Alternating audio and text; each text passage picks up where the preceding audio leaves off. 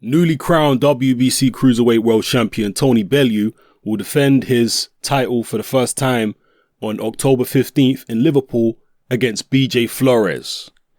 This fight has been talked about over the past few weeks, and Tony Bellew has even conducted some interviews where he's talked about the possibility of fighting Flores, and it's something that he isn't very keen on. He seemed to indicate in a recent IFL TV interview that it was likely, but he would prefer to fight Denis Lebedev or David Haye or somebody else rather than BJ Flores. And there seems to be no love lost between Bellew and Flores, at least not on the Bellew side of things. He don't seem to have that much respect for BJ Flores. He insinuated that BJ Flores was somebody who doesn't necessarily take the sport of boxing that seriously. He basically called him a David Haye lackey, someone who's just following David Haye around and being a David Haye yes man, and someone who is always spotted in nightclubs constantly. This is what Tony Bellew said in this IFL TV interview. But whatever the case may be, the fight's happening. October 15th, Bellew versus Flores. Now, I have to say about Flores, he signed to Al Heyman in 2014. Oh yeah, Hatman's talking about Al Heyman again, but I'm just somebody who likes to be objective. And when I see somebody getting unfair criticism or illogical criticism, I like to address it. And at the same time, when I see somebody escaping criticism, I also like to address it if I feel that criticism is needed in any particular situation. When it comes to Al Heyman, not only is he good for heavyweights, he's also good for cruiserweights.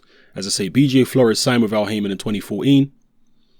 This will be his second world title shot since then, since being with Al Heyman from 2014. He had a shot at the interim cruiserweight world title against Bellew Shumanov last year in 2015. He's only had one fight since then, but now he's straight back into a title fight. How on earth Al Heyman managed to get BJ Flores a title fight when his last fight was a 6-rounder, and the fight before that he lost to Bellew Shumanov? How on earth Heyman has managed to do this? I've got no idea. But if you're a fighter and you're looking for a promoter, who is getting better results? Who's got a better track record at the moment than Al Heyman? As I say, particularly for heavyweights, but even for cruiserweights. Look at Steve Cunningham. Steve Cunningham was with Kathy Duva for many, many years. And he was fighting tough fight after tough fight, contender after contender, with no world title shot. He then joins Al Heyman recently. I believe it was last year he joined Heyman. He had one fight with Tava, which was a draw. Then he was put straight into a world title fight against Krzysztof Glowacki. So instant results, no slogging for ages, fighting contender after contender like he was doing with Kathy Duva. As soon as he joins Uncle Al, he gets an immediate title shot. I mean, the results speak for themselves, people.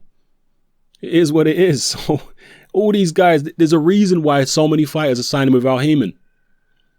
It's because he gets results for the fighters. He gets them into positions. He gets them title shots. He gives the fighters what they want. That's why so many people sign with him. That's why he's on the verge of monopolizing boxing in the United States.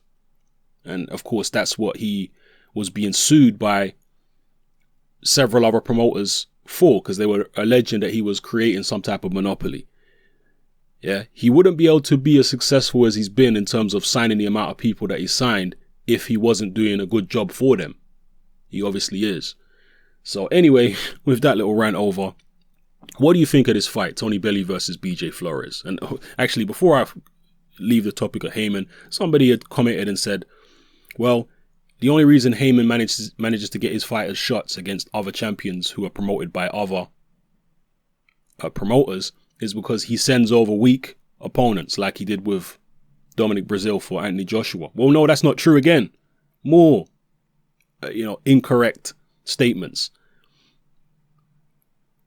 Al Heyman sent Chris Arreola to go fight Berman Stavern for the vacant WBC. That wasn't an easy fight for Berman Stavern. He then sent immediately after that another one of his fighters, Deontay Wilder, to fight Berman Stavern for the WBC. Wilder beat him. That wasn't an easy fight for Stavern, was it? He then sent Charles Martin to fight Glasgow for the vacant IBF. That wasn't an easy fight for Glasgow. You understand? So Heyman provides opportunities. All this stuff, all these detractors and all this other stuff it's all nonsense. If you've got a grievance without Heyman, cool. But have a genuine grievance that's actually based on some type of logic. Don't just have a grievance on him based on nothing rational. If he's getting results for fighters, he's getting results. And as you see here with BJ Flores, does he deserve a title shot here? Hell no. If you want to talk about Al Heyman getting fighters title shots they don't deserve, that's a fair criticism. That is definitely a fair criticism. From a fan's point of view, yeah, he seems to be able to get fighters shots they don't deserve all the time. But from a fighter's perspective, if you're looking for a promoter, he's obviously the guy you want to sign with. So anyway, let me stop talking about Heyman completely now. Yeah, what do you think of this fight between Tony Bellew and BJ Flores? Is it a good fight? Does BJ Flores have a chance of winning this fight? What do you make of BJ Flores as a fighter? A lot of people thought that the Bellew Shumenov fight was controversial in terms of the scoring. A lot of people felt that BJ Flores actually won. Bellew Shumenov did a lot of moving and sticking with his jab, and some people felt it wasn't enough. I'm not making any judgment on it. I'm just putting it out there. This is what a lot of people felt. And obviously BJ Flores himself felt like he won the fight. Flores is 6'2", so he's around the same kind of height as Bellew. I believe Bellew's 6'3". So the dimensions of the two of them will be similar. I think BJ Flores has got a longer reach than Bellew.